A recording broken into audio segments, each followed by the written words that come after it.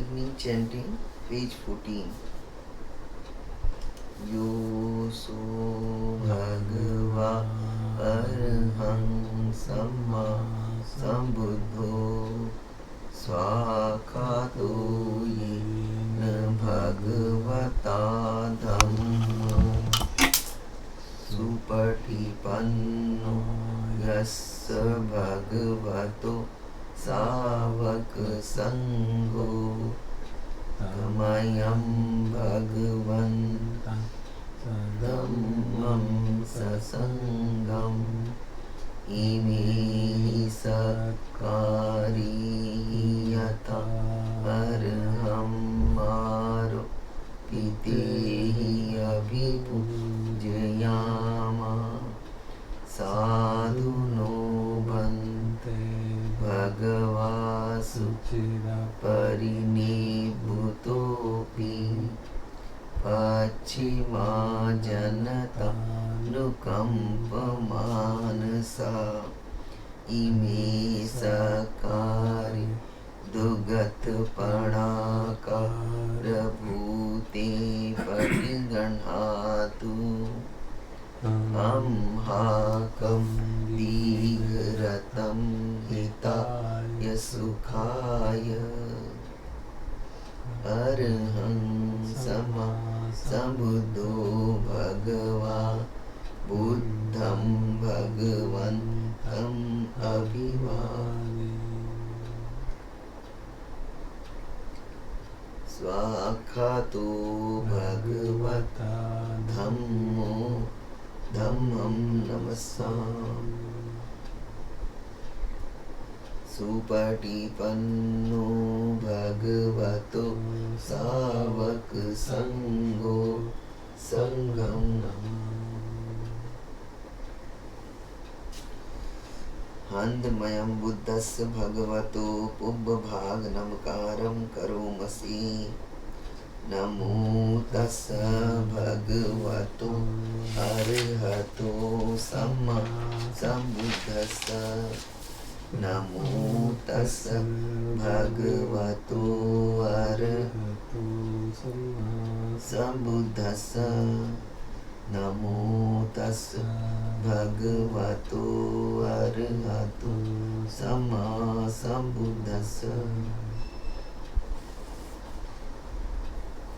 Handmayam Buddhanusatinayam Karomasi Tam Kopana Bhagavantam Evam Kalyano Kiti Saddo Abhugato Iti Piso Bhagava Arham Sama Sambuddho Vidyacharan Sampanno Sugato Lokavidu Anuttaro Purusdhamma Sarathi Sakta Deva Manussanam Bhagavati Handmayam Buddha Vigitim Karomase Buddhavarahan Varatadi Gunabhiyuto Suddha Vijnana Karuna Isamagatato Bodhesiyo Sujanatam Kamalam Vasuru Vandamaham Tamarana Sirasajinindam Buddho Yo Sabbapaninam Saranam Khemam Uttamam Pathamanusatithanam Vandamitam Sirenam Buddhasasmidasiva Buddho me sami kissaro Buddhasaham niyademi Sariran jivitan chidam Vandantiham charisami Buddhaseva subodhitam Nati me saranam anyan Buddho me saran varam एतेन सज्जवज्जेन वड्डेयं सत्तु शासने बुद्धं मे वन्दमानाय यं पुण्यं पशुतम् इद सभ्येऽपि अन्तराया मे माहि सुतस्य तेजसा।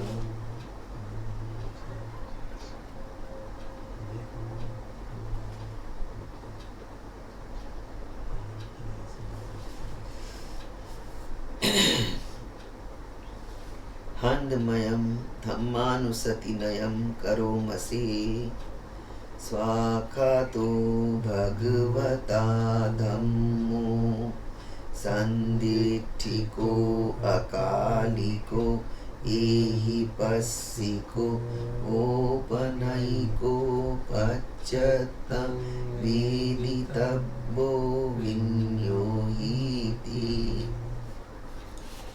हन्दमयं धम्माभिगीतिं करोमसे स्वाखाततादिगुणयोगवसिनसेयो यो मग्गपाकपरित्तिविमोखभेदो धम्मोऽकुलोकपतन तदधारि वन्दामहं तमरं धम्ममेतं धम्मो यो सर्वपाणिनं शरणं हेममुत्तमं द्वितीयानुसतिष्ठानं वन्दामि तं शिरेणहं धम्मस्सास्मि दासी वा धम्मो मे सामिकिस्सरो धम्मसहं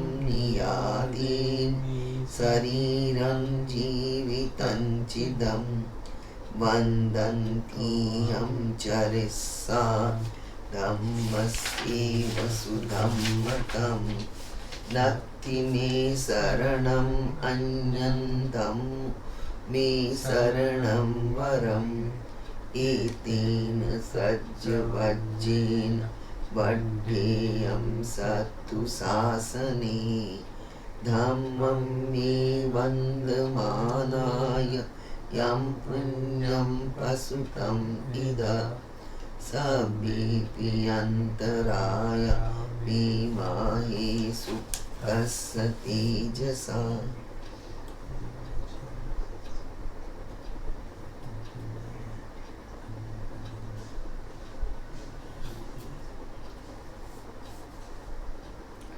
हन्दमयं सङ्घानुसतिनयं करोमसे सुपटिपन्नो भगवतो सावकसङ्घो उजुपटिपन्नो भगवतो सावकसङ्घो न्यायपटिपन्नो भगवतो सावकसङ्घो सामीचिपटिपन्नो भगवतो सावकसङ्घो यदिदं चत्वारि पुरुषयुगानि अष्टपुरुषपुद्गला एष भगवतो सावकसङ्घो आहुनेयो पाहुनेयो दक्षिणेयो अञ्जलिकरणीयो अनुत्तरं पुण्यखेतं लोकस्ताति। हन्दमयं सङ्गाभिगीतिं करोमसे सधम्मजो सुपटिपतिगुणादियुतो यो अष्टविधो अरियपुगलसङ्गसेठो शीलादिधम्मपवराशयकाय चेतो वन्दामहं तमरियानगणं सुशुद्धं सङ्घो यो सर्वपाणिनं शरणं खेममुत्तमं ततीयानुसतिष्ठानं वन्दामि तं सिरेनहं सङ्घस्सास्मि दासीव सङ्गो मे सामिकेस्सरो सङ्घसहं यादि शरीरं जीवितं चिदं वन्दन्तीहं चरिष्यामि सङ्घस्सोपटिपन्नतम् नत्ति मे शरणम् अन्यत् सङ्घो मे शरणं वरम् एतेन सज्जवज्जेन वड्डेयं सत्तु शासने सङ्घं मे वन्दमानाय यं पुण्यं प्रसुतं विध सभ्येऽपि अन्तरायामि माहेषुं तस्य तेजसा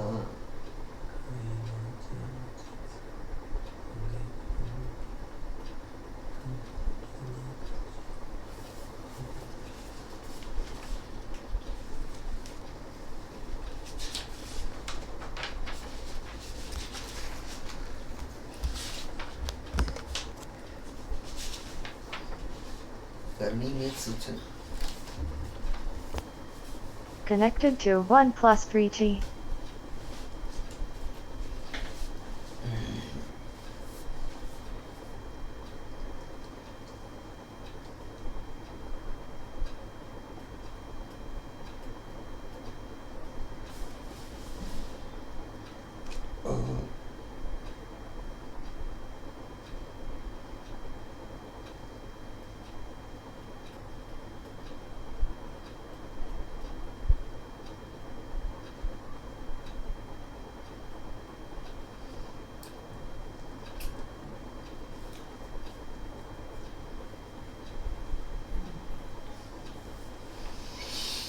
ध्यान करनी है मेत्ता सुत्ता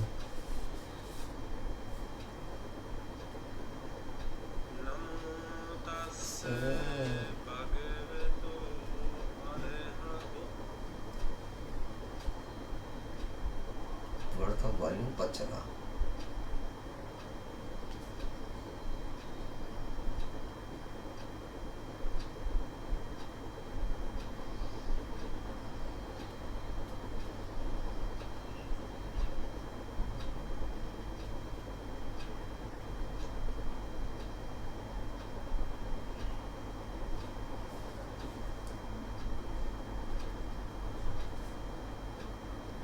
One plus 3G, disconnected, ready to pair.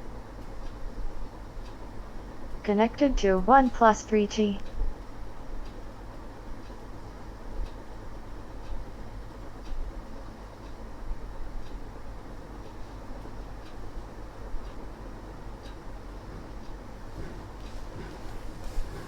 නමෝ තස්ස භගවතෝ අරහතෝ සම්මා සම්බුද්දස්ස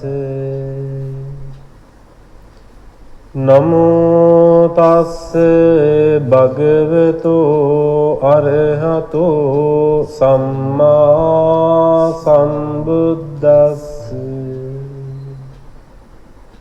නමෝ තස්ස භගවතෝ අරහතෝ සම්මා සම්බුද්දස්ස කරණීය මත්ත කුසලේන යං තං සංතං පදං අபிසමිච්ච සක්කෝජුච සූජුච සුවචෝචස්ස මුදු අනතිමානි සන්තුස්ස කෝච සුභරෝච අප්පකිච්චෝච සල්ලුකෝති සන්තින්ද්‍රියෝච නිපකෝච අප්පගබ්බෝ කුලේසු අනනුගිද්දු නච කුද්දං සමාචරේ කිංචි යේන විඤ්ඤෝ පරේ උපවදෙය්‍යං සුඛිනෝ වාකේමිනෝ හොන්තු සබ්බේ සත්තා භවන්තු සුඛිතත්තා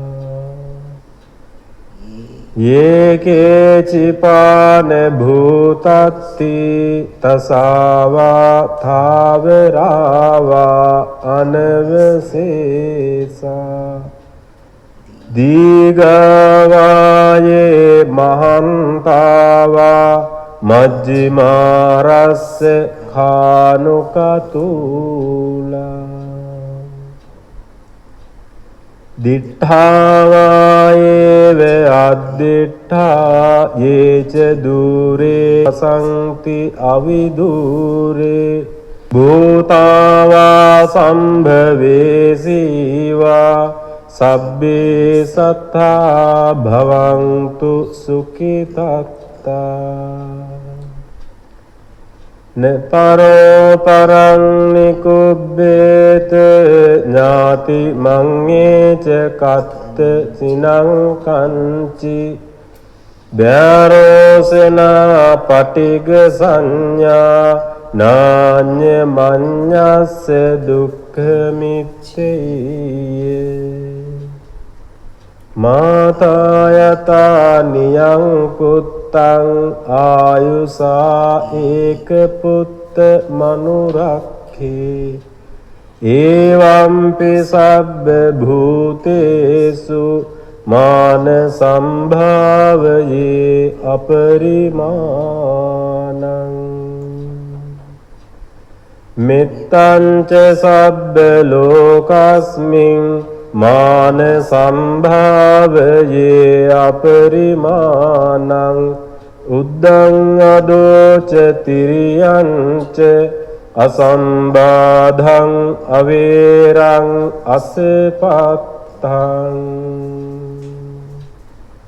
තිට්ඨං ජරං නිසින්නෝවා සයානෝවා යාවතස්ස විගත මිද්දෝ ඒතං සතින් අධිට්ඨේය බ්‍රහ්මමේතං විහාරං ඉදමාහු දිට්ඨෙන්ච අනුපගම්ම සීලවා දස්සනේන සම්පන්නෝ කාමේසු විනය්‍යගේ ධං නහි ජාතු ගබ්භසෙයං පුනරීති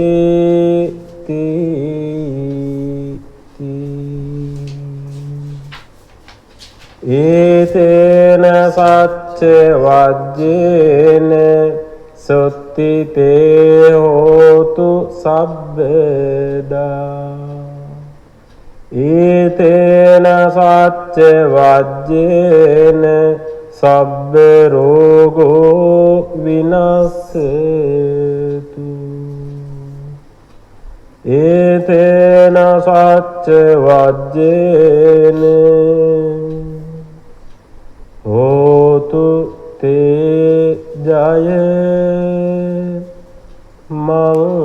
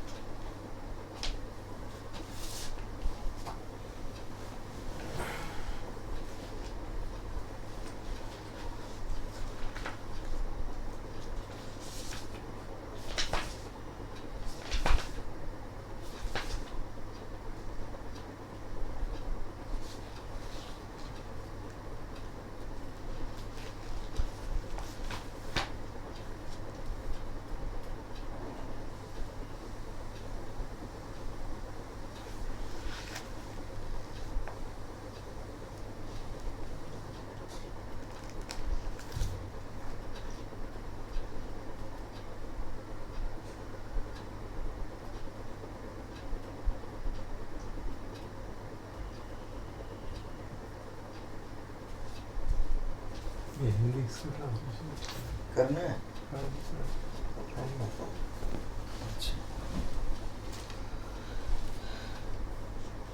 जो अभी पढ़ा है मैंने, मैत्री भावना पर भगवान बुद्ध के वचन, पेज 34। आए हम मैत्री भावना पर भगवान बुद्ध के वचनों का पाठ करें। ऐसा करना चाहिए उसे जो अच्छाई में कुशल है और शांति का मार्ग भली प्रकार जानता है। वह सुयोग्य बने, सरल बने, सुभाषी बने, मृदु स्वभाव वाला और निरभिमानी बने।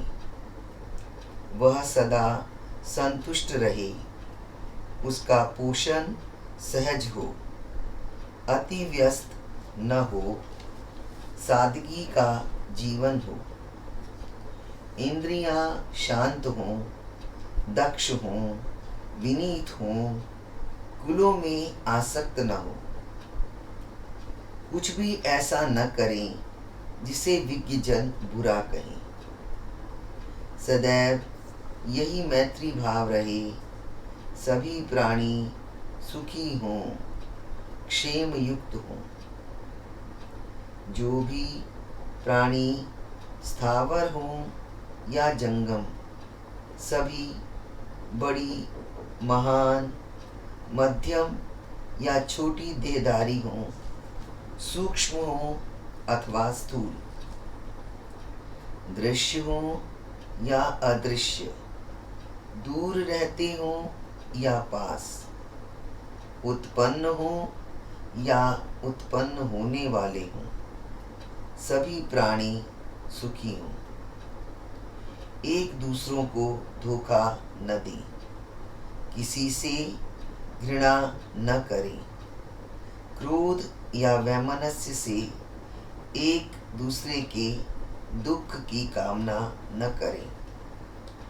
जैसे एक माता अपने जीवन की परवाह किए बगैर अपने इकलौते पुत्र की रक्षा करती है, उसी प्रकार वह अपने मन में सभी प्राणियों के प्रति अपरिमित मैत्री भाव बढ़ाए।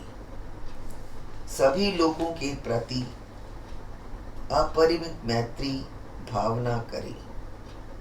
ऊपर नीचे, आड़े तिरछे, बिना किसी बाधा के, बिना वैर और शत्रुता के, चाहे खड़ा हो या चलता, बैठा या लेटा, जब तक तंद्रा विहीन है, इस स्मृति को बनाए रखें।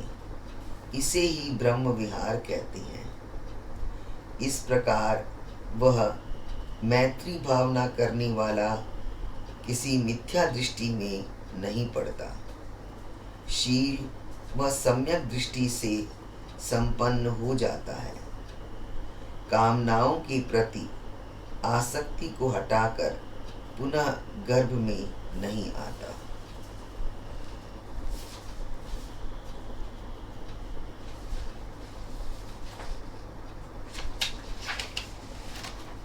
Will you listen a discourse by Lungpo Viradhamma titled Monk and Mother? Monk and Mother. So today is the Apposita Day, the observance day. So it's a lovely ritual that we go through every fortnight. That we come together and remember the kind of protocols and rules and agreements that we live by. And every fortnight we get a chance to remember why we started this work, why we picked up this particular way of practice, why we as bhikkhus took upasampata, siladharas, took ordination. What was it that brought us here? And I always find that very helpful to keep in mind my aspiration and intention. And this fortnightly gathering is a very beautiful way of remembering that. And our remembering also is that we're doing this together as a community. It's not just an individual, it is an individual aspiration, but also it's in the context of a whole community of people with a similar aspiration. So our love and respect for each other, our love and respect for the Buddha, these are, to me, very much part of the patimokkha or any kind of like corporate taking of precepts. Seems to me that's what it's indicating. So there's the personal aspiration and there's the kind of agreement to do this as a community. And this is very rare in the world, I think. I've just been traveling quite a bit, and these places are rather marvelous, really. I mean, I haven't been here since 1999. I was here for the opening, and this kind of cathedral-like building is quite stunning. Coming into this hall, just the silence, you hear the silence. And yet we're all pretty ordinary people, aren't we? Yes. This is what I find extraordinary. We're just sort of ordinary folk trying to get enlightened or be better people, and yet what manifests around us is this beauty, this generosity. And we have this chance to practice here. Chithurst, my own monastery now, Tisarana. I was up with Ajahn Manindo. So I feel really, really fortunate to have this kind of opportunity. I doubt if any of us find it easy. The ordained life or lay life, it's life itself is challenging. And then trying to practice in a way which has integrity and consistency and love in it it's hard to maintain that. It's hard to maintain that path. So our kind of communal gatherings are ways of helping each other in that way, reinforcing that aspiration that we have. As most of you know, I've been out sort of out of the loop, out of the monastic circuit for 10 years. I left Amaravati in '99. Just a bit of autobiography, and then I was quite exhausted being in Amaravati. I was in over my head. I was out of my depth totally. So I needed a good long rest. So I had various self-retreats for a couple of years, and this is the wonderful thing of our communities, that we do have these opportunities to support each other and do retreats like that. And then my mother fell. Well, she fell, and she broke her pelvis. She was in Ottawa, I was in New Zealand. So I went out to care for her, and I could see that she was already 87. It wasn't a spring chicken. And I could see that there was just no way she should be alone, and I didn't want her to go into an old folks' home. So I decided that I would try to stay with her and learn how to practice as a bhikkhu in Mom's condominium. And that was, she didn't believe me at first. For the first year she said, "When are you going?" "When are you going?" "I'm staying." "When are you going?" "No, I'm staying." And so this was for us who are in monastic life, it's an interesting challenge when we are outside of our monastic protection, say, our monastic privilege. We're so well cared for in these monastic settings, or outside of Thailand, say, and being in non-Buddhist situations, in situations where it's really not understood why we get about the way we do, our rules, to see how we do adapt to different kind of environment. I know when I went back the first time in 77, I went to visit my family first time. So I'd been in a robe for about four and a half years. And I really blew it. I was very awkward and very clumsy with my family, as often we do when we come into a different kind of environment. But this time I did it much better. This time I had much more confidence. And just trying to figure out, so what is the bhikkhu life? What is my culture as a bhikkhu? And what is my mom's life? And what is her culture? And personally, I find it arrogant in myself if I always think that my Buddhist bhikkhu culture has to be the uppermost culture in any social situation. That everyone has to serve me as if they were disciples of Ajahn Chah. To me, that seems a kind of piece of arrogance. And why? Why should people? Why can't I adapt to other people's culture? It's the kind of contemplation I've often had. Why is my cultural situation more important than their cultural situation?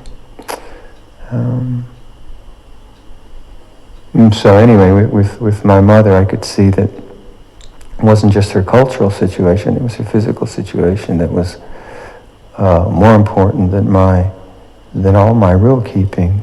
So I tried to work out a way where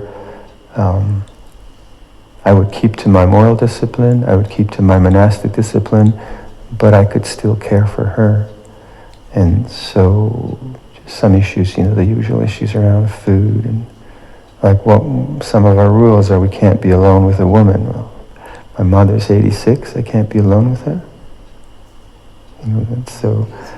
So then what we can see with our rules is that we have, there is an allowance for confession.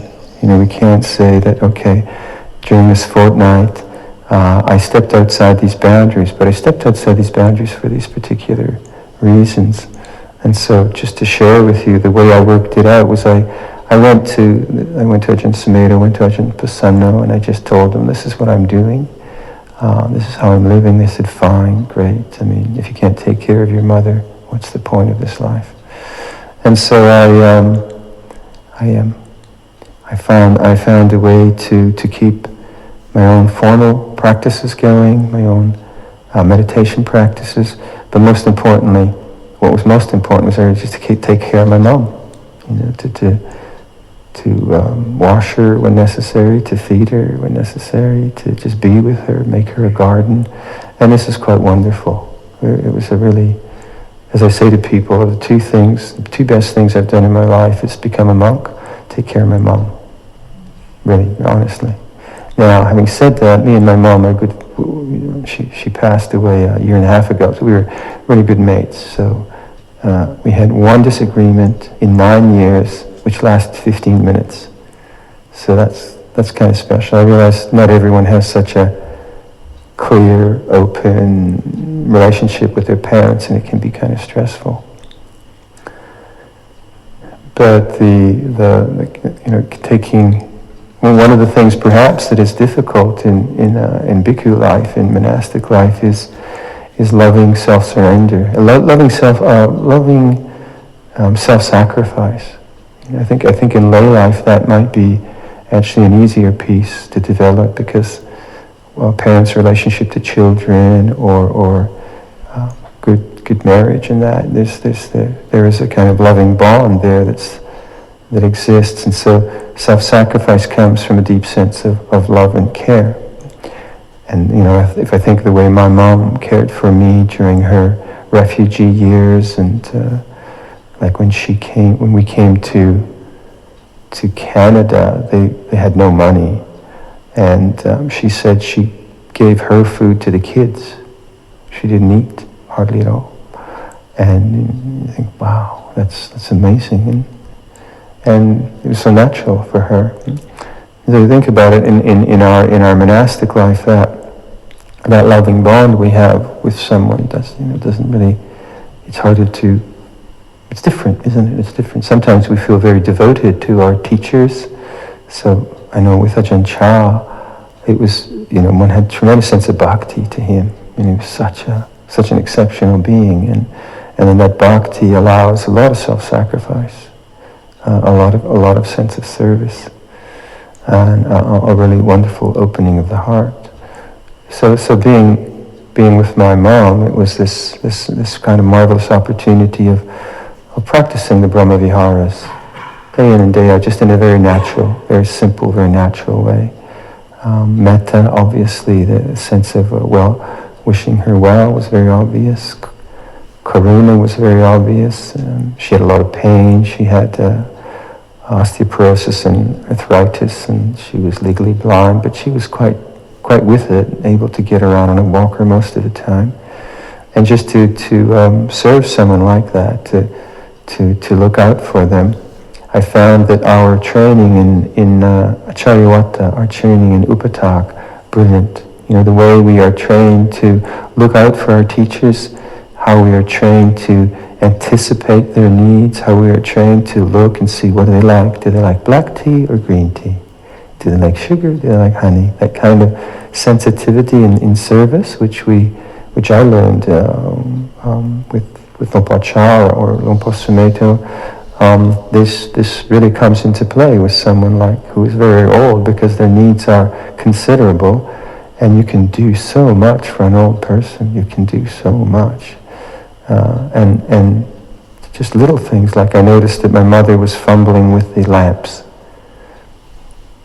She was fumbling around, so I put light switches in all the cords just at the height her hand was, either in the chair or in the bed. Little thing, but made a huge difference to her life.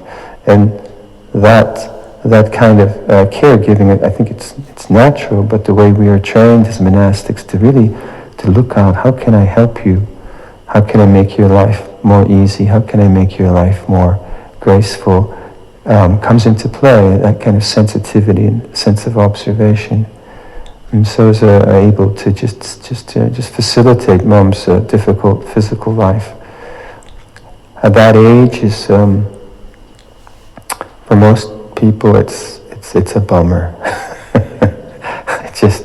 My mom kept saying she just wanted out, and not in any morose way, just in a natural way. Enough with the pain, enough with the tiredness, and so on.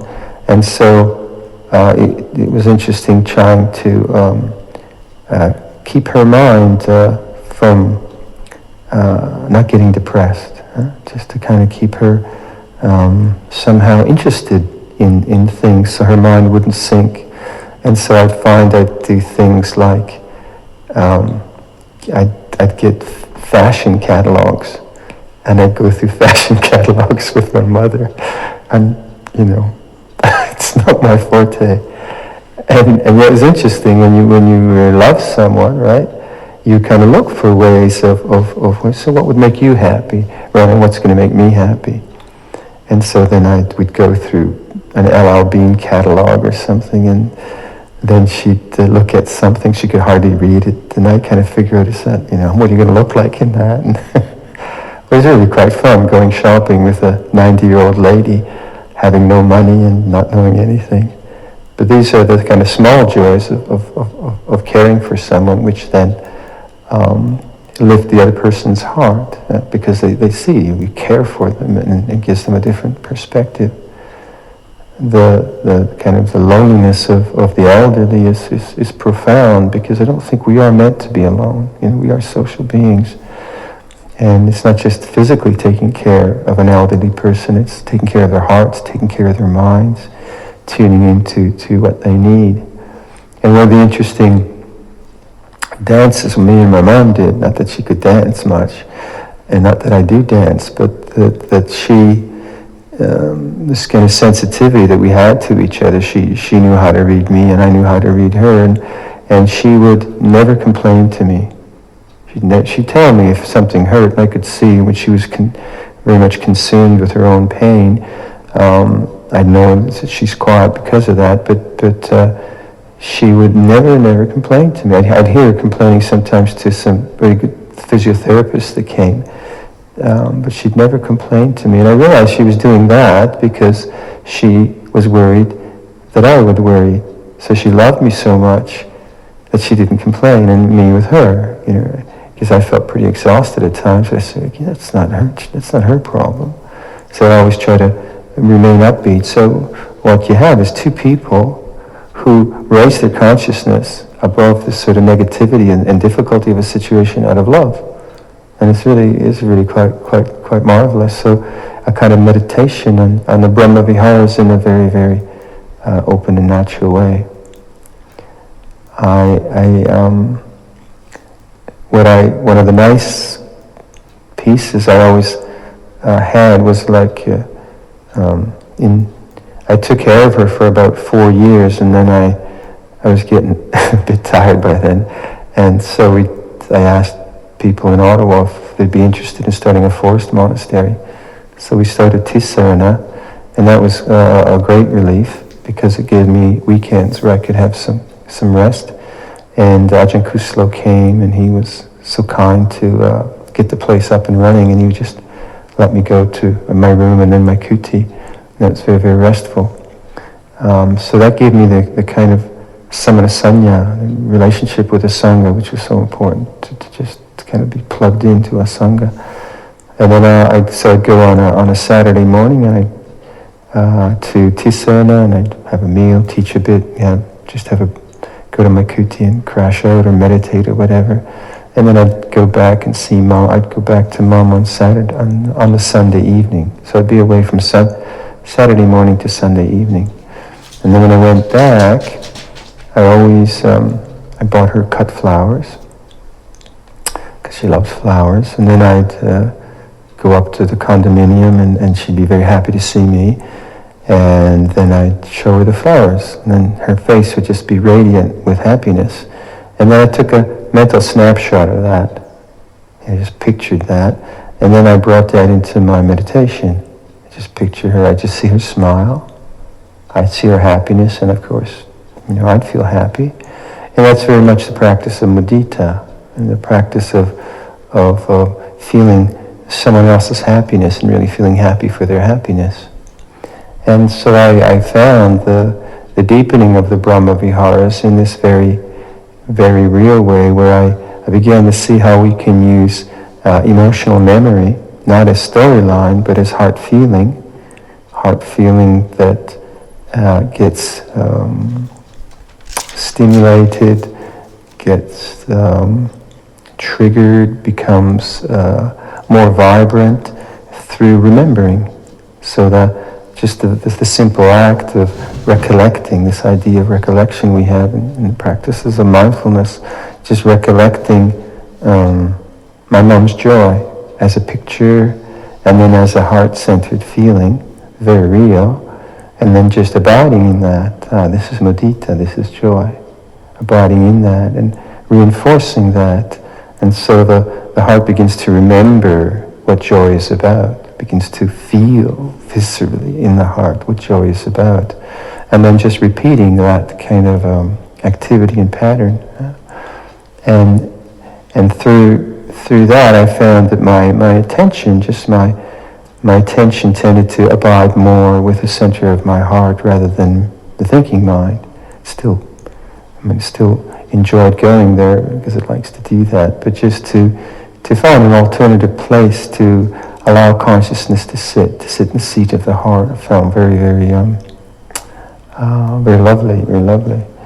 And then compassion too, just feeling for my mom's situation and try to act around that was always in the center of the heart. And that stimulation of that, I think, is very important in our lives, because if our Dhamma remains just intellectual, then it becomes a kind of, it becomes very arid, to say the least. It's very, very dry. And Buddhism Theravada Buddhism has tremendously beautiful intellectual structures. Very difficult sometimes to get your head around, lots of lists, Paticca Samuppada, Four Noble Truths, Wings of Awakening, so the lists go on and on and on. And there's a huge difference between having an intellectual set of principles or guidelines or teachings that are merely left as that. Because that doctrine, which is just left as intellectual knowledge, either becomes dogma or just remains as a kind of artifact that you remember as a piece of knowledge. But liberation is the doctrine is not to be just left as knowledge. It's to be used as something to actually awaken the heart. And so something like the Brahma Viharas is a kind of recommendation that we investigate what it really means to have empathy.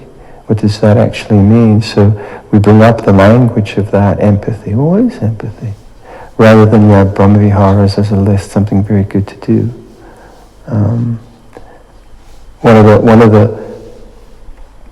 One of the sort of things I notice with the elderly people is that elderly people oftentimes don't have avenues of generosity. They don't have avenues of expression. They don't have avenues of giving because they're so stuck in their physical form. And I found out with my mother that you could see that much of her joy is in giving and serving like any human being, or gardening, and those avenues of expression were no longer there. So she like as we went through the shopping catalog, she said, "What do you want?" So I got more and more socks, I think. Great collection of socks. What do I need? But so when we have a chance to serve, I think we all see that, don't we? It's like people, you'll serve someone, right? And they'll say thank you, and then we'll say thank you back, don't we? And why is that? Because they're giving us an opportunity to actually make that empathetic connection, to come to the Brahma Viharas in a very concrete way, not just in an abstract way. And so when we have those opportunities, I think it's very, very beautiful, useful, lovely, timely to engage them, to really engage them, and then begin to use that engagement to remember the heart, and then to strengthen that in our meditation, so that the Brahma Viharas meditation isn't something which is just intellectual. May I be well, may you be well, but really comes down from the head into the heart. And that the heart center has that kind of stimulation which I think is very important for our kind of balanced existence. And then that more heart-centered practice, it makes awareness, I think, a different kind of a game.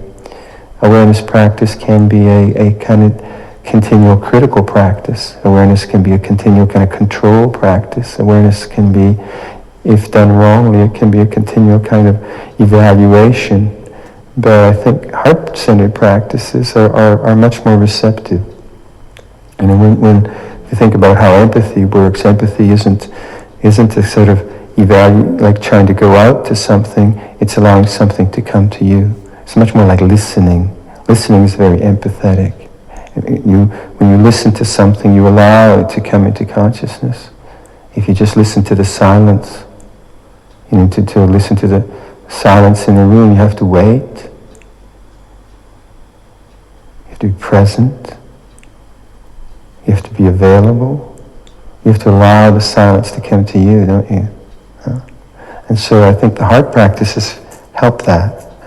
When awareness has that quality of empathy in it around all the ordinariness of life, then I think we come to a true understanding of the way things are. You think about how any of you who've done any kind of social work, counseling, talking with people, to really understand someone, you have to first listen, don't you?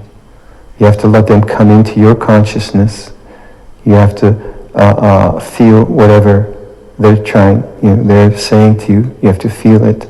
If you approach them with a kind of trying to figure them out or try to sort them out or try to have an answer, you're not available to them, right?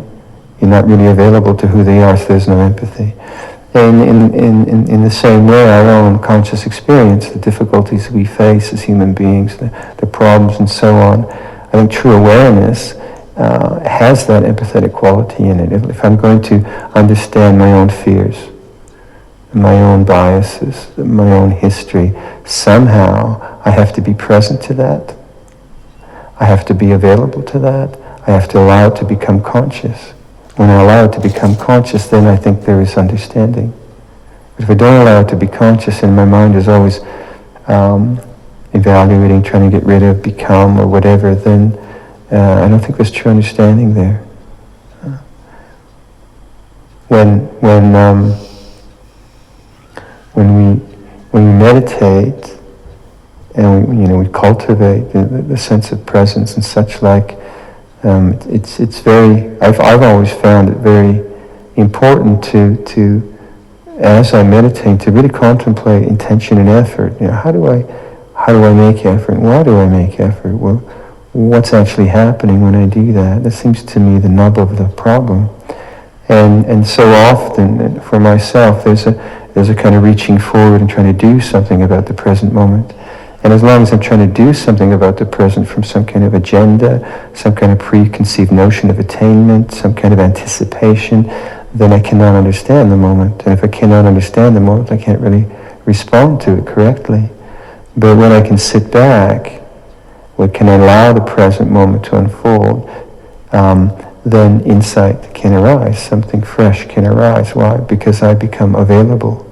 If I don't have that sense of openness, I don't think I can really understand. Now this is very difficult to do when there's pain. If I feel fear or some old memory of betrayal comes up or have physical pain, it's very hard to have it's very hard to allow that to become conscious because it is painful. And who wants pain? None of us want pain. And yet, as we develop this capacity to be available to things like fear or resentment or jealousy, these kinds of things, or physical pain, we begin to touch something in consciousness which is, of course, unchanging. Because in the deep difficulties of our practice, say for me, the real the deepest lesson I've had to learn are lessons around fear, all manners and flavors of fear. And so, if you think about something like fear, empathy towards fear is not a natural way to respond to it. For me, the natural way to respond to fear was to try to figure it out, to try to get rid of it, to do practices to somehow not have it. So the natural or conditioned response is somehow some desire to get rid of, some desire to have some kind of other experience.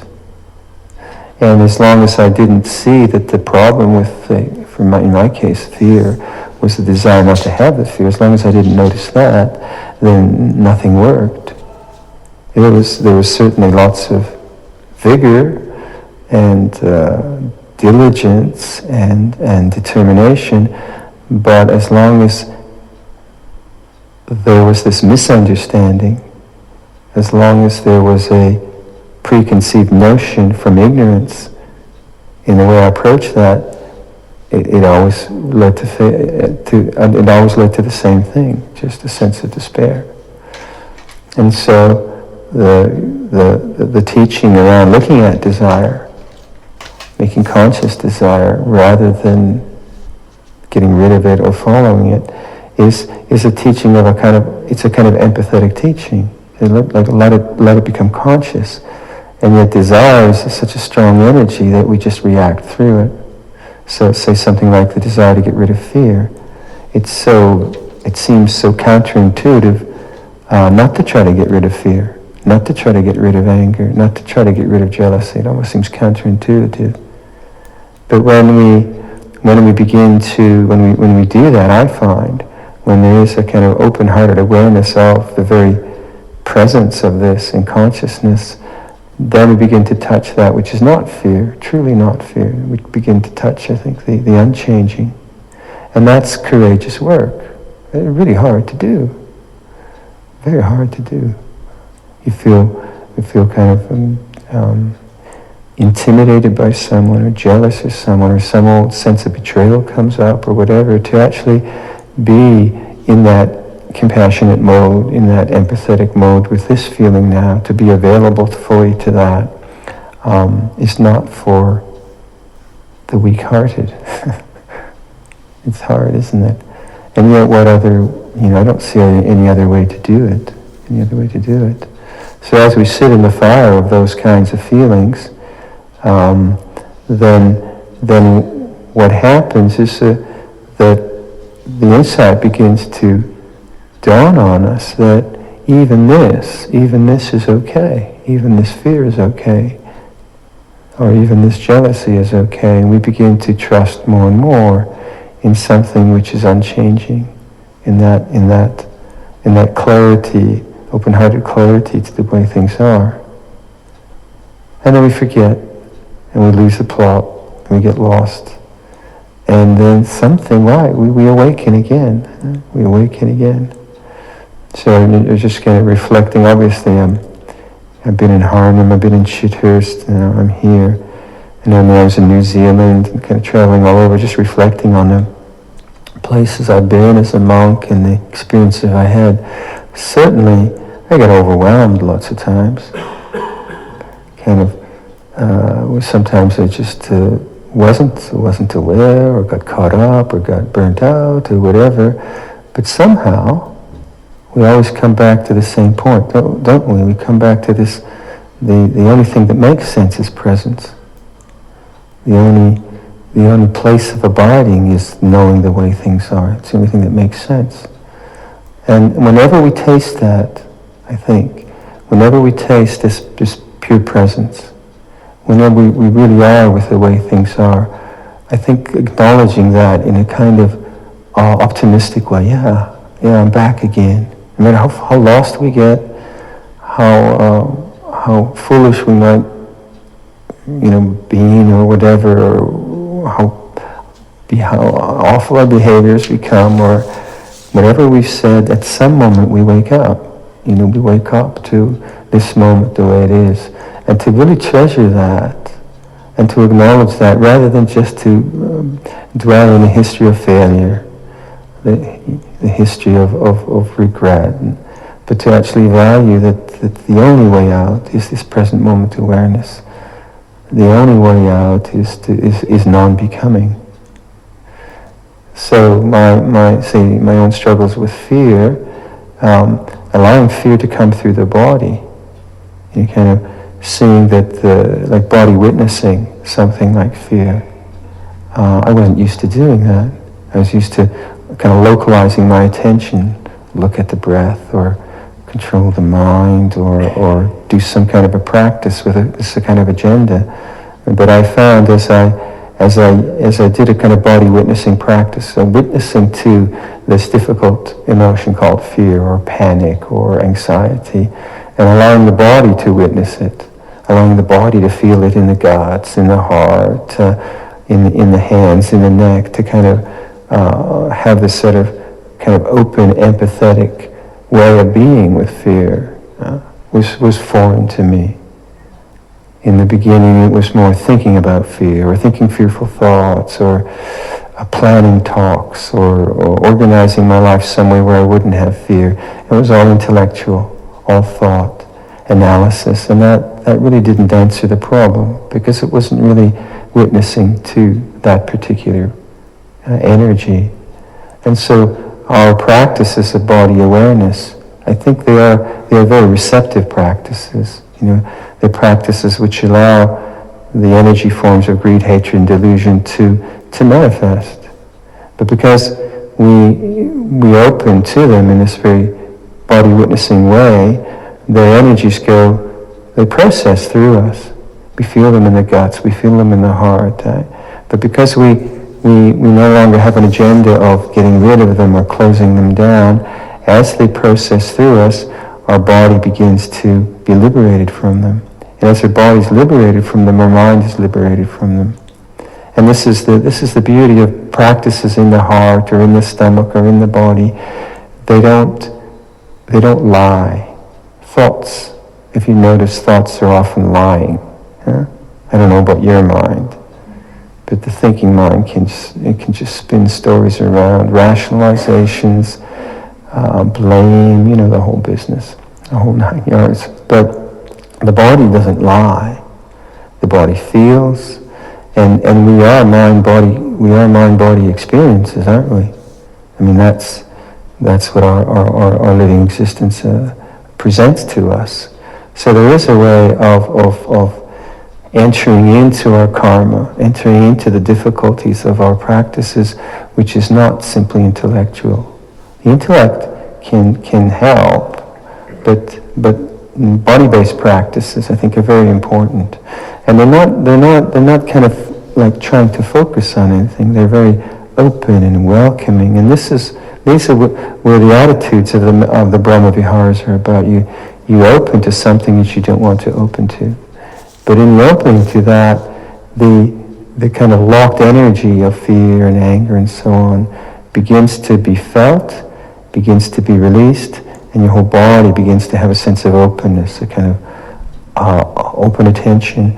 And the mind begins to have that. The mind no longer is localized into thought, into views and opinions, into all these awful self-disparagements that we have. The mind is no longer localized in that way, and there is a sense of expansion and largeness and liberation and letting go. And it comes from simple attitudes of receptivity, of listening, of allowing, of being curious, of taking the time to allow these energies to be just as they are. And I wrote you, but one of the problems I always had with the more difficult energies of my practice was just the continual analysis of it, trying to figure out what I need to do about it, trying to figure out a practice to get around it. Well, why is it there? And so the mind tended to be engaged in thought, but never really with the moment, never really with the feeling. As human beings, we can pay attention. So we can pay attention in a way where we focus and try to figure things out, which we need to do. But we can also pay attention in a very receptive way. And the second way we're usually not taught. We're taught to look at a computer screen and manipulate some keys, or a mouse, or a finger, and create some kind of a result. We're taught to manipulate vegetables to make food. We're taught to manipulate a sewing machine to sew robes, and this is natural. We have all that. But we're not, I don't think I was never taught, meditation was a way of learning this. We're not taught other ways of actually witnessing to life in a very receptive way, where we just let life come to us without any kind of agenda or evaluation. And this is a different way of approaching the moment. Now, I just did 6 months ago, I did a retreat in a place called Peterborough in Ontario. We have a Peterborough too. And it was snowing and all that. But in the room, in the room I had the meal, there were 2 pictures. One picture was a very complicated Tibetan tanka with all kinds of realms of beings and bodhisattvas and Buddhas, and one of those Tibetan iconographic wonders. And my mind looking at that was really engaged in trying to figure it out. What's that bodhisattva doing, and how does that run? And there's the Four Noble Truths there. So my mind was engaged in trying to figure something out. That's one way we use the mind. And on the other wall, it was interesting, there was an abstract painting. And my first reaction was, is that art? But then I stopped that, and then I just looked at it. And I think it's not something you're going to figure out intellectually, Dhammo. This is different. And then I just let the colors come to me. I just let the painting come to me. And that was a different experience. It was very peaceful, actually. Very peaceful. I never figured out what the painting was about, but I don't think that was the point of it. So and we can engage in life in both ways, and we have to in both ways. So one emphasizes the object.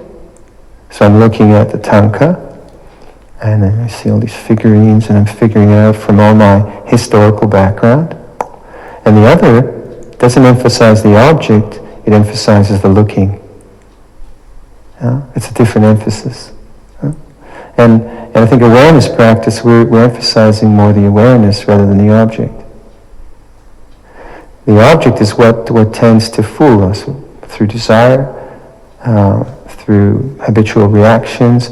We get caught in the objects of consciousness, the objects of the body, pain, pleasure, thought, analysis, the emotions. Our attention is preoccupied or taken up by objects. And it's and those objects which really preoccupy us and take up our attention are the very addictive ones, the very obsessive ones, strong sense of self, strong sense of me and you and others. So when you see, like if I'm really angry at someone, right, what happens is there's not only the energy of the anger, but my whole attention is now caught up with the object of anger, and I become angry, and I blame, and then I blame myself maybe, but there's a tremendous preoccupation with this changing scenario, objects. Now to actually feel all that and come to a different way of relationship to say, anger feels this way, is emphasizing the knowing rather than the object, emphasizing the listening rather than the sound, emphasizing the looking rather than the object you're looking at.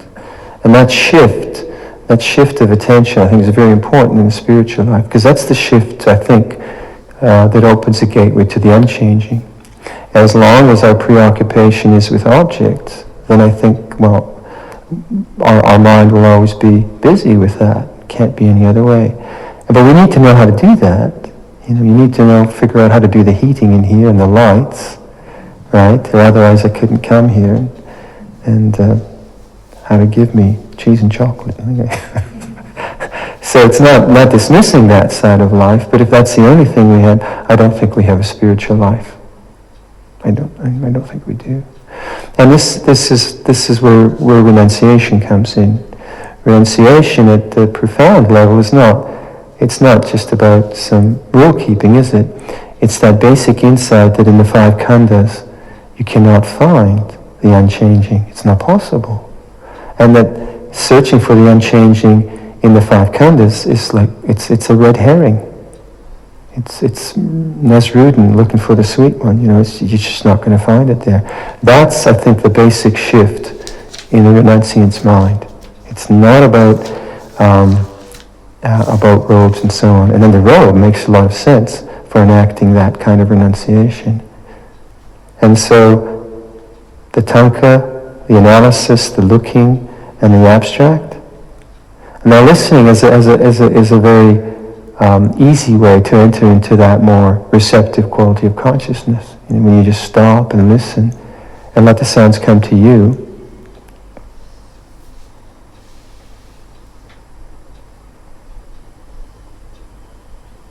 Not about you, and my mind just stops, right? And what's to do? And there's presence, there's no history, there's no future, there's no past, it's just the way things are. When life is not threatening, that's easy. When life is simple, that's easy. When life is threatening and complicated, it's difficult. It's difficult. But if I can, the more the objective world, the more I can be with the difficult objects of consciousness, the more free I am. So the habitual patterns of fear for me or whatever come up, and there's a kind of receptive listening to that, then there's more and more freedom. There's more and more freedom. And that's the irony of dealing with our karma, is that those very things which are the most obsessive can be the things which are most liberating, obviously. If 60% of my time is spent in worry, if I can sort out worry, if I can be receptive to worry and not get caught by it, then 60% of I got 60% of liberation. It's the very thing that So for me, the very thing that was most suffering for me as I entered into it is the greatest source of liberation. It's obvious, isn't it? It's obvious. But it does take persistence, takes courage, takes stubbornness, takes support, and I think it takes empathy. It takes a kind of heartfelt quality to enter into these things, not just a willful.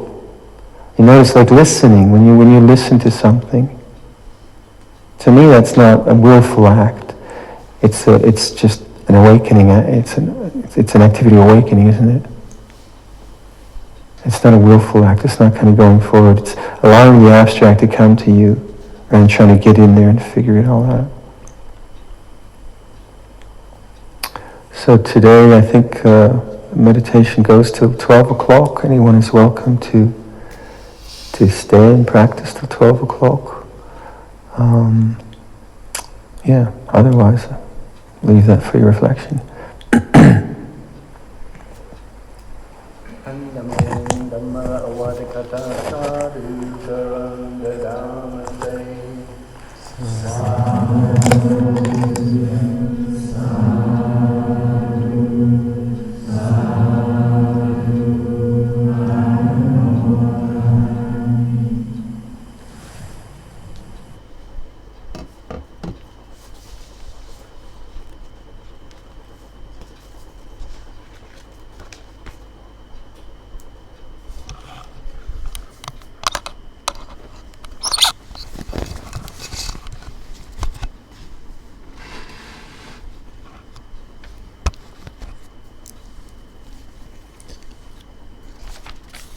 इस प्रवचन का हिंदी रूपांतर अनुवाद कर देते हैं संक्षेप में।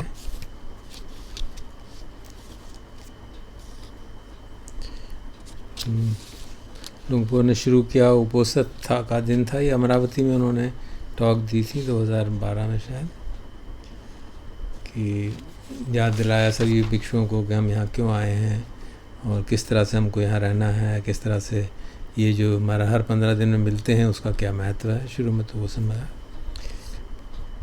बात, और ये भी कहा कि मैं आज अमरावती 10 वर्ष बाद आ रहा हूँ, क्योंकि मैं 10 वर्ष बाद मैं मोनेस्ट्रिक लाइफ में फुली आ रहा हूँ, क्योंकि मैं 9 साल तक अपनी माँ की सेवा में लगा रहा, ब्रेक लिया मैंने। और उन्होंने बताया कि 1999 तक वो यहीं अमरावती में थे, फिर वहाँ से थक गए थे तो 2 साल का सेल्फ रिट्रीट किया न्यूजीलैंड में जाके। और उसी दौरान उनकी माता जो 87 वर्ष की थी तब, उनकी कूल्हे की हड्डी टूट गई, तो अकेली थी, तो उन्होंने फिर सोचा कि उनको वृद्ध का आश्रम में रखने की जगह मैं खुद उनकी सेवा करूं। लेकिन क्योंकि उसमें नियम है भिक्षुओं के कि वो एक स्त्री के साथ कभी अकेले नहीं रह सकते, तो उसमें एक बड़ी बंदिश ये थी। हालांकि उनकी माँ थी और 87 वर्ष की थी, तो फिर उन्होंने ख्याल आया कि नियम ये भी है कि अगर आप कोई गलत काम करते हैं इस तरह का, तो आप कन्फेशन कर सकते हैं, क्षमा मांग सकते हैं। तो उन्होंने सोचा मैं पहले ही क्षमा मांग लेता हूँ। तो जान सुमेधो के पास गए, लुंगपो सुमेधो के पास, लुंगपो प्रसन्नो के पास, और उनसे बताया कि मैं ऐसा करना चाहता हूँ। तो उन्होंने अनुमोदन किया उसका, उनको परमिशन दी ऐसा करने की।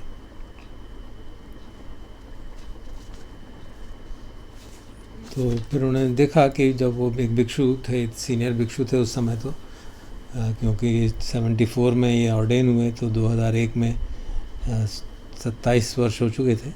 और पहले न्यूजीलैंड की एक मोनेस्ट्री में एबर्ट भी थे।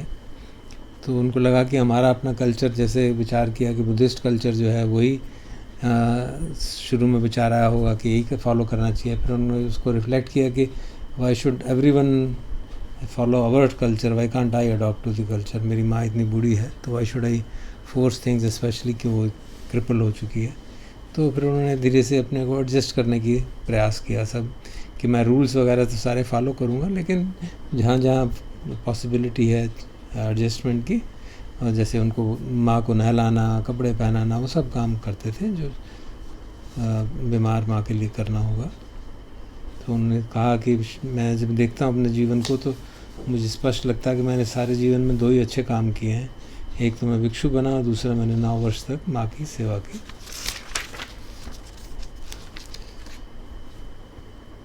तो उन्होंने उस परिस्थिति का बताया कि कैसे हम भिक्षु जब बन जाते हैं और माता पिता से दूर रह जाते हैं तो वो प्रेम का भाव उतना नहीं रह पाता है। और भिक्षुओं के अंदर आपस में, हाँ, जो बहुत अच्छे टीचर होते हैं उनके प्रति, जैसे उन्होंने कहा, जान चाह के प्रति हमारी बहुत भक्ति थी, तो उनकी सेवा में हम कुछ भी कर सकते थे। लेकिन सामान्यतः भिक्षु एक दूसरे के लिए जितना आवश्यक है उतना ही करेंगे।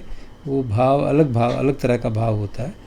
और यहाँ पे उनको लगा कि जो ब्रह्म विहार हैं वो सचमुच में इस 9 वर्ष के दौरान उनके बहुत काम आए उस ब्रह्म विहारों की साधना, और वो समझने में भी बहुत लाभ हुआ। उन्होंने कहा कि जहाँ तक माँ के प्रति मैत्री और करुणा तो स्पष्ट ही थी। क्यों माँ करुणा इसलिए कि वो बिल्कुल क्रिपल हो गई थी, देख नहीं पा रही थी, हड्डियाँ टूट गई थी। और मैत्री तो थी उनके प्रति, माता के प्रति, क्योंकि वो उनको याद था कि बचपन में उन्होंने कितने डिफ़िकल्टी से उनको पाला है, क्योंकि वो रिफ्यूजी बन के आए थे वहाँ से।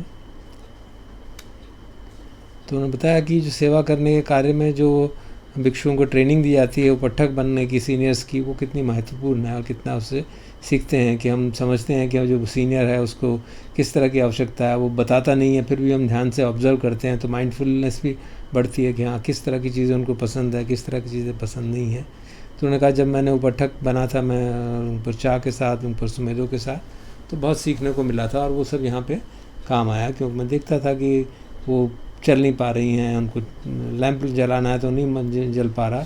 छोटी छोटी चीज़ें देखी और उसी हिसाब से उन्होंने एडजस्ट कर दिया, स्विच ठीक कर दिए, इधर उनकी हाइट के हिसाब से स्विच कर दिए।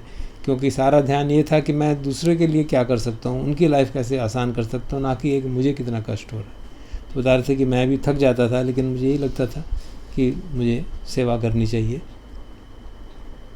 क्योंकि उन्हें बहुत कष्ट था, बहुत दिक्कत थी। और इतना कष्ट था कि वो सोचती थी कि मैं मर ही जाऊँ तो अच्छा है, लेकिन और डिप्रेशन में जाने की ना जाएं, इसलिए वो उनको जो उनको पसंद आता था वो करते थे। यहाँ तक कि फैशन कैटलॉग उनके लिए ला दिया उनको देखने के लिए, ताकि वो खुश हो, उनके साथ देखते थे। कुछ खरीदना था, चलो पैसे तो होते नहीं थे उनके पास, फिर भी शॉपिंग के लिए ले गए, इधर करा दिया, just to lift her heart. और उन्होंने कहा कि किस तरह से वो अकेलेपन में परेशान रहती थी, तो केवल उनका शारीरिक नहीं, मानसिक और हृदय का भी ध्यान रखना उन्होंने किया, कोशिश की। उनका कि माता जी जब छोटी थी तो डांस करती थी, अब तो परिस्थिति वो नहीं थी, लेकिन उनको उस तरह की चीज़ें याद करा के उनको प्रसन्न करने का पूरा प्रयास किया। और उन्होंने बताया कि वो माता भी उनका कितना ख्याल रखती, उनको लगता था कि वो कभी भी वो उनकी कंप्लेंट नहीं करती थी, यद्यपि कुछ गलत भी हो जाए तो। और जब मैं थक जाता था तो उनको भी लगता था कि कुछ करें। तो इस तरह से जब हम 9 साल, उन्होंने बताया कि मैंने एक दूसरे के साथ हमने कॉन्शियसली जीने की कोशिश की, तो जो ब्रह्म विहार की साधना है वो नेचुरली होने लगी, उसके लिए मुझे एफ़र्ट करना नहीं पड़ा। लेकिन ये भी बाद में कहा कि 4 साल ऐसा करते करते मैं बहुत बुरी तरह से थक गया था। तो फिर वहाँ जहाँ ओटावा में वो रहते थे, तो ओटावा में उनकी, क्योंकि वहीं के रहने वाले हैं जो कनाडा के, तो लोगों ने कहा होगा कि एक मोनेस्ट्री शुरू करनी है, उन्होंने कहा होगा, तो मोनेस्ट्री शुरू करने की बात आई वहाँ पे, वही जो तिसरना मोनेस्ट्री जहाँ के वो अब एबट है। तो उन्होंने एक और सीनियर भिक्षु को कहा कि आप आके संभालिए, और वो फिर हर वीकेंड पे वहाँ जाते थे, ताकि संघ के साथ रिलेशनशिप भी बनी रहे, साधना की गंभीरता बनी रहे, और वहाँ जाके वो प्रवचन देते थे, ताकि उनका संघ से रिलेशनशिप बना रहे। तो बताते कि किस तरह से संघ का रिलेशनशिप बना रहना कितना महत्वपूर्ण है। और फिर बताते थे कि जैसे संडे को मैं जब सैटरडे सुबह जाता था वहाँ घर से माता के, और संडे को रात को आता था, तो संडे शाम को आता था तो कुछ फूल उनके लिए ले आता था, और देखता था कि वो कितनी प्रसन्न हो रही हैं। तो उनकी प्रसन्नता को उन्होंने अपने मन में कैद करके उसको ही एक मुदिता का आलम्बन बनाया। तो उन्होंने कहा कि ये जो ब्रह्म विहार वगैरह हैं, हम अगर उनको मैकेनिकली करते हैं तो एक उससे कुछ उतना महसूस नहीं होता, लेकिन अगर आप हार्ट सेंटर्ड काम करें, दिल से बात करें, तो उससे बहुत फ़र्क पड़ता है। क्योंकि जब वैसे बताते हैं कि मैं मुदिता का अभ्यास करता था माता की तस्वीर को याद करके, तो बहुत हृदय खुल जाता था और बहुत अच्छा लगता था। और इस तरह से बार बार अभ्यास करने से उनका हार्ट सेंटर खुद ही खुल गया है, कि वो जब कॉन्शियसनेस उनकी अधिकतर हार्ट सेंटर पे रहती है, जिससे मन हमेशा शांत रहता है। और करुणा तो अपने आप थी, क्योंकि परिस्थिति ऐसी थी माता की, तो उसके उनके प्रति करुणा तो अपने स्वतः ही जाग जाती थी। उन्होंने बताया कि कई बार हम धम्म की जो समझ है हमारी इंटेलेक्चुअल हो जाती है बहुत ज़्यादा, और वो ड्राई हो जाती है, ड्राइनेस हो जाती है, उसमें हार्ट सेंटर्ड फीलिंग नहीं रह पाती। अब जो पतिच्च समुत्पाद, फोर नोबल ट्रूथ, भुजंगास, ये सब करते करते हम उनको एक मशीन की तरह इस्तेमाल करते हैं, एक मैकेनिक की तरह उनका इस्तेमाल करते हैं। लेकिन अगर वेकेंड हार्ट से साधना करते हैं तो बहुत फ़र्क पड़ता है। तो ये हमको कहते हैं कि इस दौरान उनको इस बात की स्पष्ट अनुभूति हुई। जैसे एक और उन्होंने उदाहरण दिया कि जो एल्डरली हैं उनको जेनरॉसिटी का कोई एवेन्यू नहीं होता कि वो कुछ कर सकें दूसरे के लिए।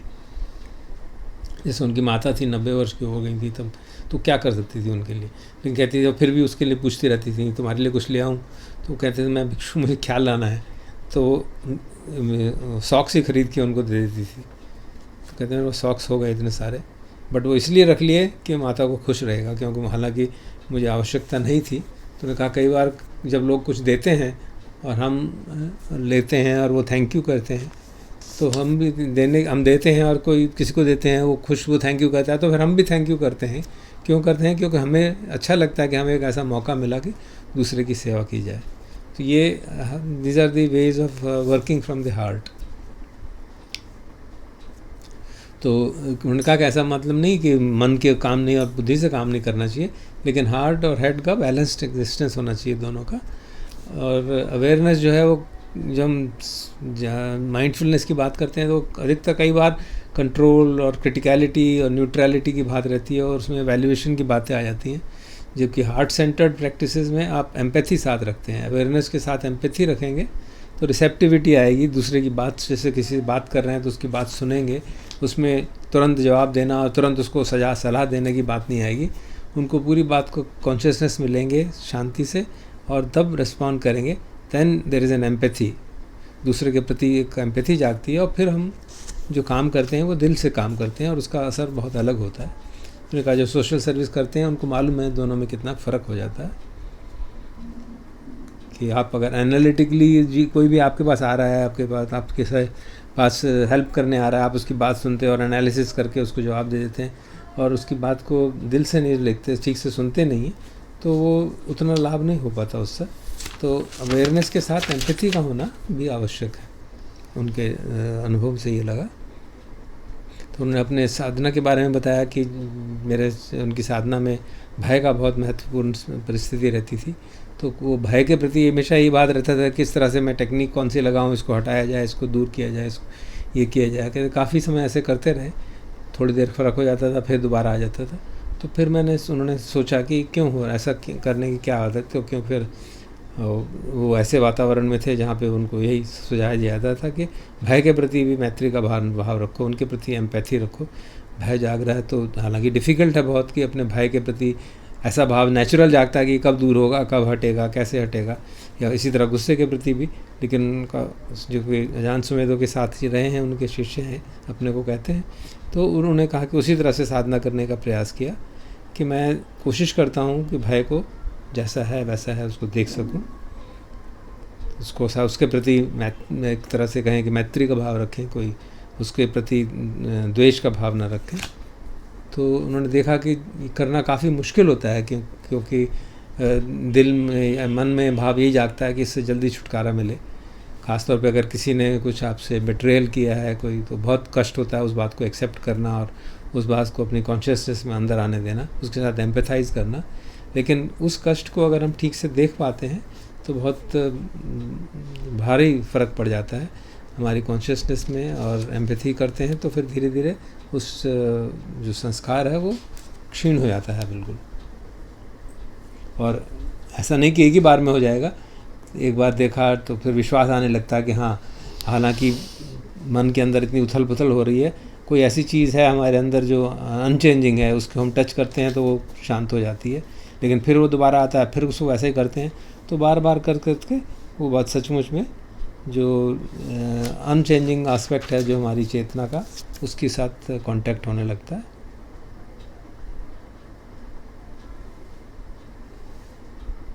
हमेशा जो दिक्कत है हमारी साधना में, वो कहते हैं दिक्कत यही होती है कि हम साधना में अपने एक एजेंडा हमारा साथ रहता है कि मुझे ऐसा करना है, मुझे ये अचीव करना है, मुझे वो अचीव करना है, मुझे भय से मुक्ति चाहिए, मुझे गुस्से से मुक्ति चाहिए।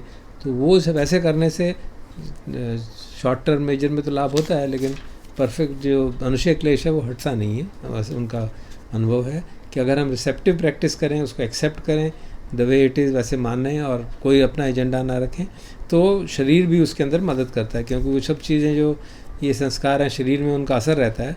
तो अगर हम बॉडी विटनेस की प्रैक्टिस करें कि क्योंकि शरीर जो है वो झूठ नहीं बोलता, मन बहुत झूठ बोलता है, मन बहुत कहानियाँ बना सकता है, उसको रैशनलाइज कर सकता है, लेकिन शरीर के अंदर जो चीज़ें उसका असर पड़ा है वो स्पष्ट सामने आता है। तो अगर हम एक मौका देते हैं, उसको एम्पैथाइज करते हैं उस परिस्थिति के साथ, तो शरीर के माध्यम से हमको उन दबी हुई संस्कारों का प्रक्षालन होना शुरू हो जाता है।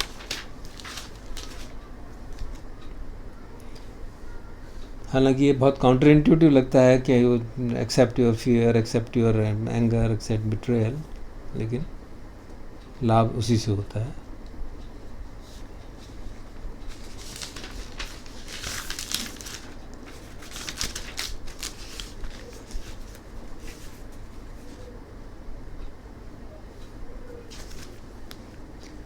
तो उन्होंने बताया कि इस तरह से जो ब्रह्म विहार की साधना है वो, और साधना जो हम करते हैं टिचू अपने मन के विकारों को देखने की, वो काफ़ी मैच करती है, क्योंकि आप उनके प्रति भी वही भाव रखते हैं, मैत्री करुणा का, उन विचारों के प्रति, उन भयों के प्रति, उन संस्कारों के प्रति, और उससे उनका शमन हो जाता है। उनकी एनालिसिस नहीं करते, उनके बारे में इंटेलेक्चुअल कैलकुलेशंस नहीं करते, just accept them as they are. तो उन्होंने बताया कि एक्सेप्ट की अटेंशन करने के भी दो तरीके हैं, एक तो फोकस्ड अटेंशन एक पर्टिकुलर चीज़ के ऊपर, दूसरा ये है रिसेप्टिव अटेंशन की, जो भी आ रहा है उसको हम एक्सेप्ट करें।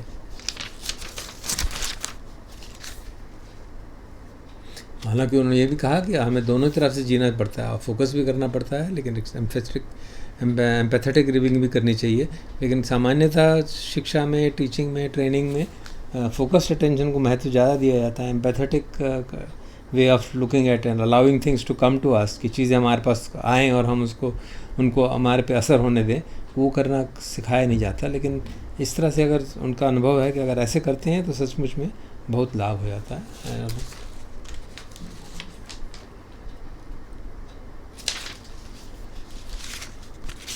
हम जो खंड हैं ये स्पष्ट आ जाता है कि उनके अंदर कोई अनचेंजिंग बात नहीं है, और जो अनकंडीशनड है उसकी तरफ का रास्ता खुल जाता है।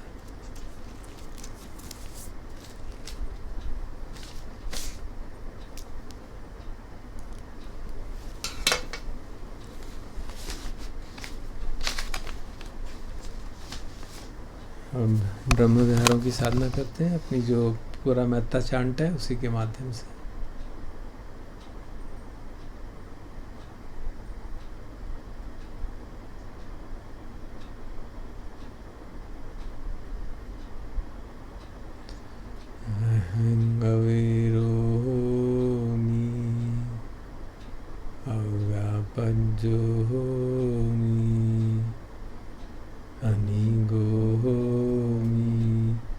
सुखी अत्तानं परिहरामि,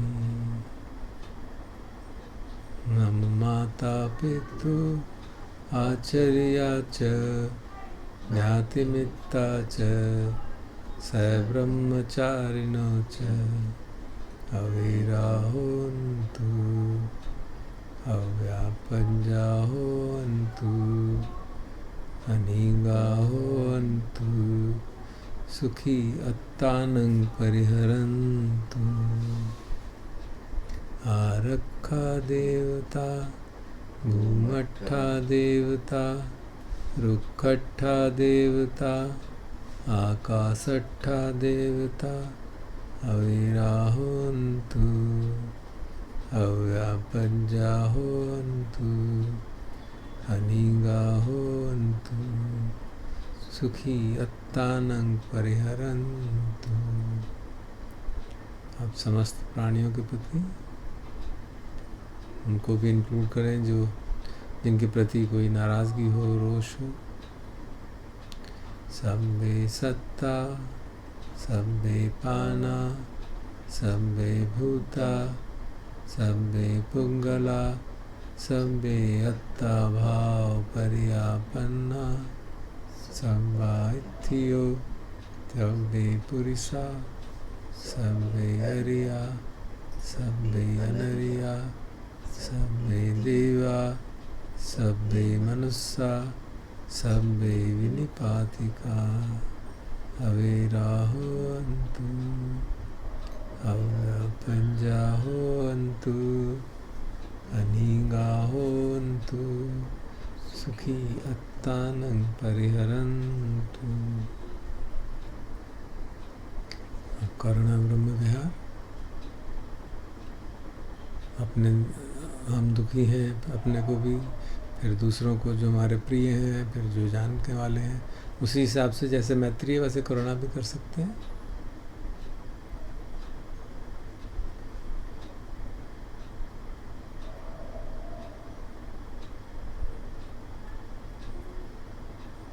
क्योंकि इस समय अधिकतर प्राणी, अधिकतर लोग लाखों की संख्या में रोग के कारण परेशान हैं, तो उन्हीं के लिए शुभकामनाएं करते हैं।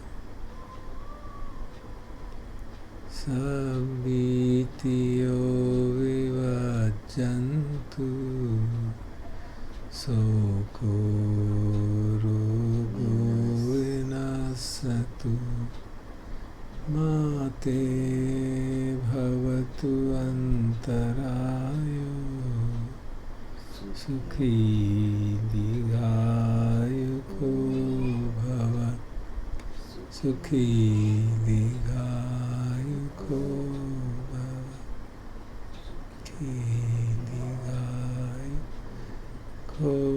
भव।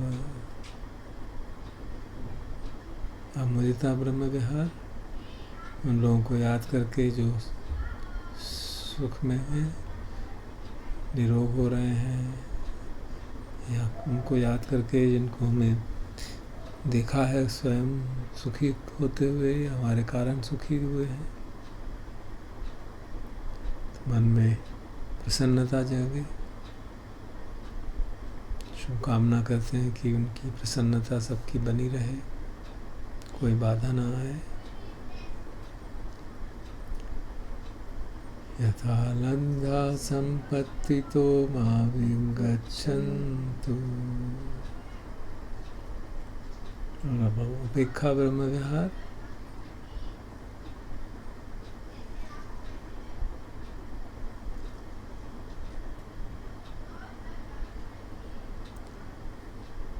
जो सुखी हैं, दुखी हैं, हम सब उपेक्षा ब्रह्म विहार में व्याप्त करें, विहार करें, ऐसी शुभकामना, ये जान के कि जो भी हो रहा है हमारे कर्मों का फल है।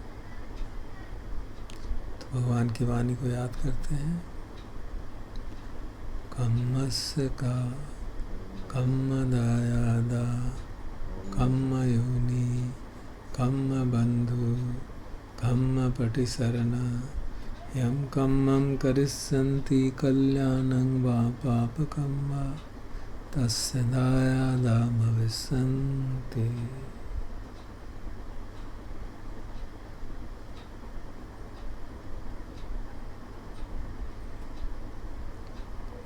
उपेक्षा का कंजुगेट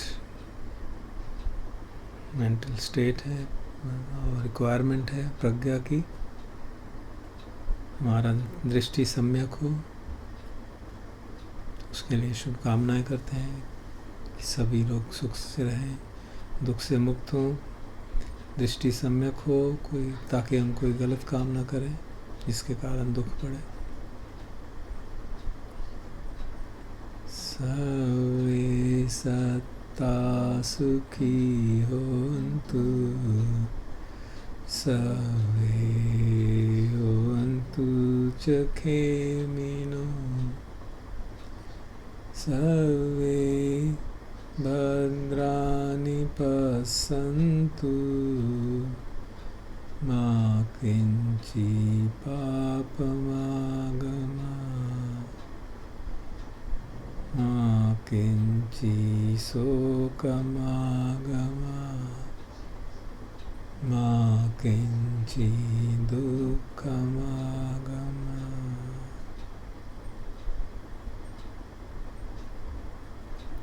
कृतज्ञता ज्ञापन सबके प्रति जो विषम परिस्थिति में सेवा कार्य में लगे हुए हैं। सभी सुरक्षित रहें, स्वस्थ रहें। आए हम सब अपने पुण्य उनके साथ साझा करें।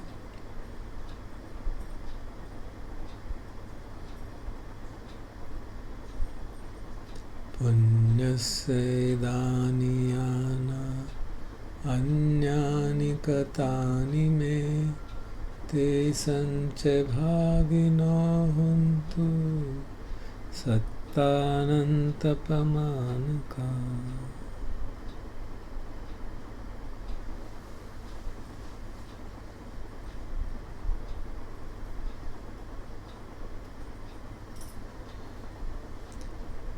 भवतु सर्वमङ्गलं रक्षन्तु सर्वदेवता सर्वबन्धानुभावेन सदा सुखी भवन्तु ते। भवतु सर्वमङ्गलं रक्षन्तु सर्वदेवता सर्वधर्मानुभावेन सदा सुखी भवन्तु ते। भवतु सर्वमङ्गलं रक्षन्तु सर्वदेवता सर्वसङ्घानुभावेन सदा सुखी भवन्तु मे।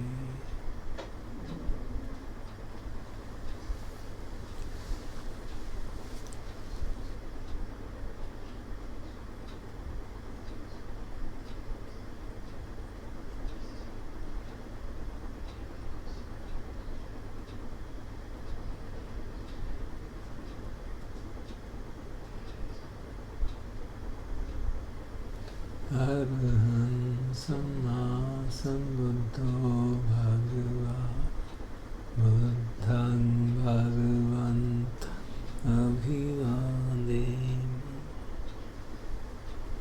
साक्षातो भगवता धम्मो धम्मं नमस्सामि। सुपटिपन्नो भगवतो सावक संघो संघं नमामि।